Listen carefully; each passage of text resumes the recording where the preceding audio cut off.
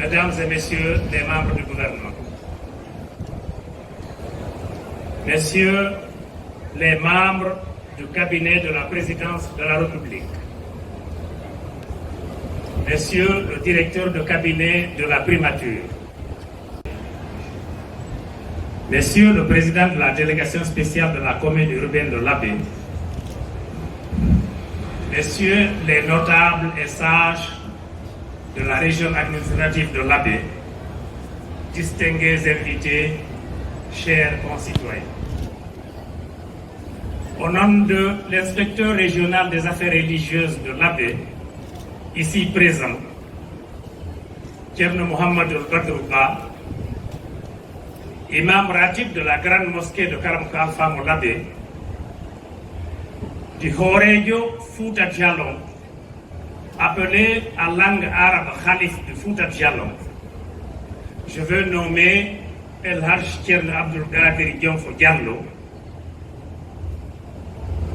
au nom des 4 grandes familles de l'Abbé, que nous appelons ici communément les 4 Alloudjé,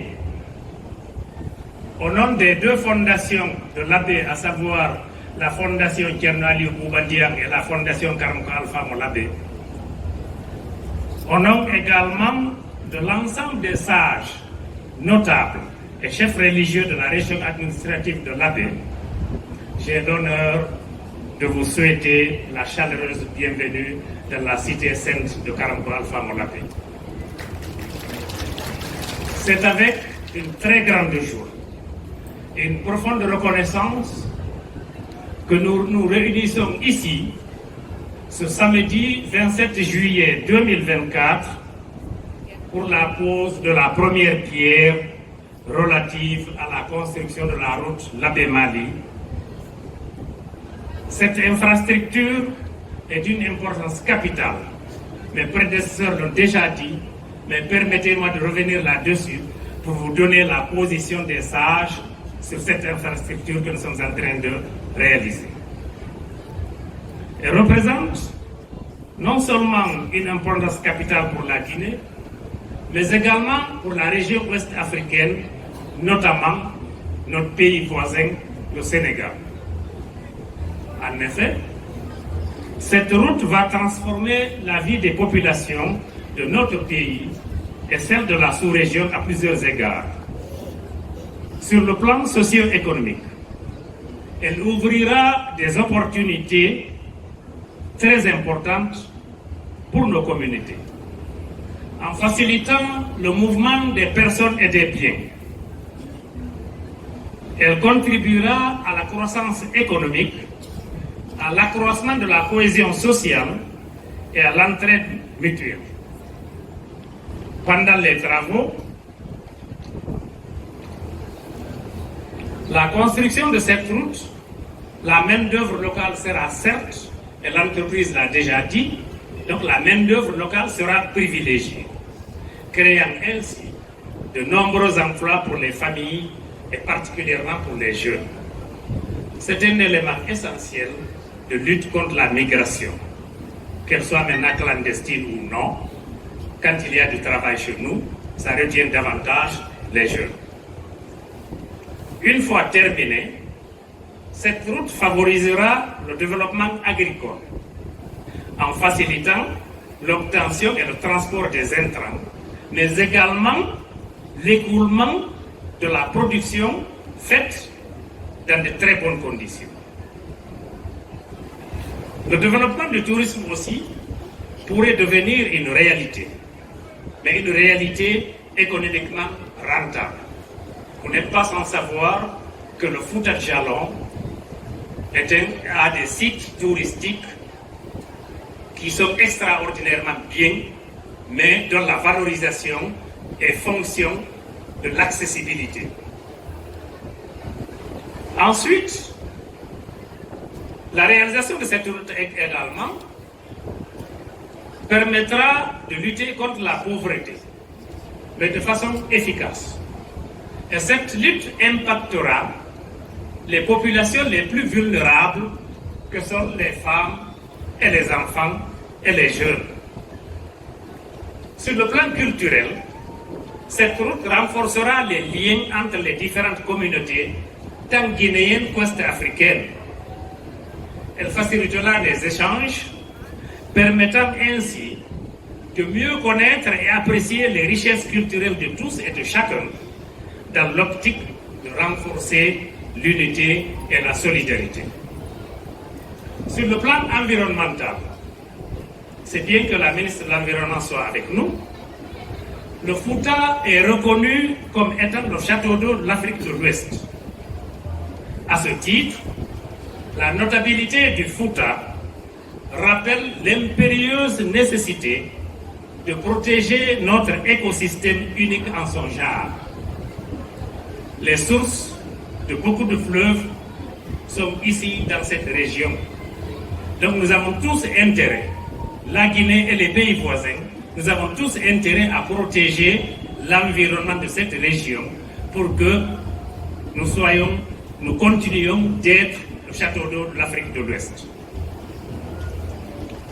Ensuite, la notabilité souhaite vivement que cette route soit construite dans le strict respect des normes environnementales avec les qualités requises dans les différents cahiers de charge, notamment dans les prescriptions techniques du cahier de charge.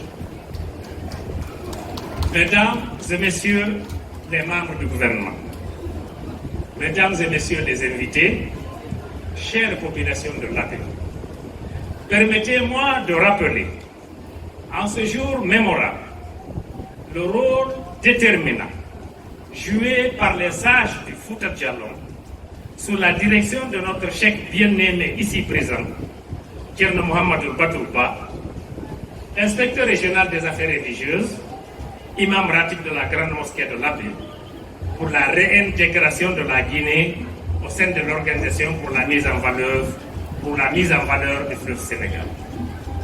Les efforts inlassables de ces sages, concrétisés par les prières, les bénédictions et les contacts de très haut niveau, ont permis de déclencher des sursauts nationaux et internationaux et ont abouti à la réintégration de notre pays à l'OMS dans un bref délai, à une coopération sous-régionale renforcée, à un meilleur partage de ressources communes et à une solidarité accrue entre les peuples.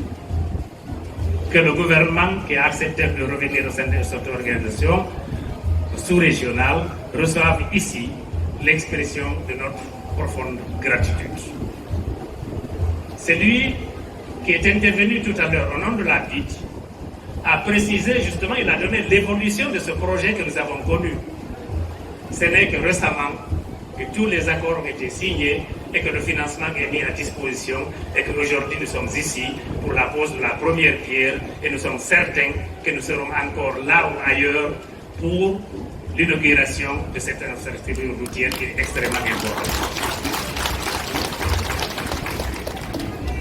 Ces actes posés par nos vaillants et respectés notables et le Horé de Fouta Djallon sont une parfaite illustration qu'ils œuvrent inlassablement pour la cohésion, l'unité, l'entente, la paix et la collaboration entre non seulement les Guinéens, mais également entre les différents États. Cette vision éclairée de nos valeureux érudits doit être une source d'inspiration pour nous tous.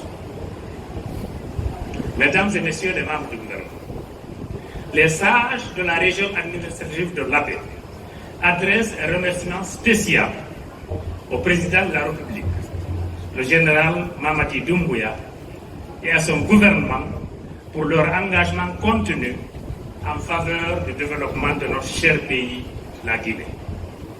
Les travaux en cours et prévus dans la région, notamment la rénovation de la grande mosquée Karam Alpha Moulabé, la construction de l'hôpital régional de l'Abbé, la finalisation du tronçon de Sita sur la route l'Abbé Koundara, la finalisation également du centre artisanal régional, ensuite l'extension prévue du réseau électrique sont des témoignages concrets de leur dévouement pour le bien-être de nos populations. Les sages expriment également leur gratitude à la Banque islamique de développement qui a bien voulu financer la construction de cette route. Et ce que nous venons d'entendre en termes de financement de 1,2 milliard de dollars, plus les perspectives à venir, ça nous renforce davantage dans notre conviction que le partenariat Guinée-BID servira effectivement au développement de notre pays, la Guinée. Nous profitons de cette occasion également pour solliciter auprès de vous la construction de la route Labé Dingirai Sigiri, qui est aussi d'une importance capitale pour le développement harmonieux de la Guinée. Nous n'avons pas parlé ici de la suite Mali-Kédougou parce que mon prédécesseur en a déjà parlé. Mais c'est dans nos cœurs, c'est dans nos ambitions de vous solliciter pour que cela aussi soit dans les meilleurs délais. Je vous remercie pour votre très aimable attention. Salam alaikum.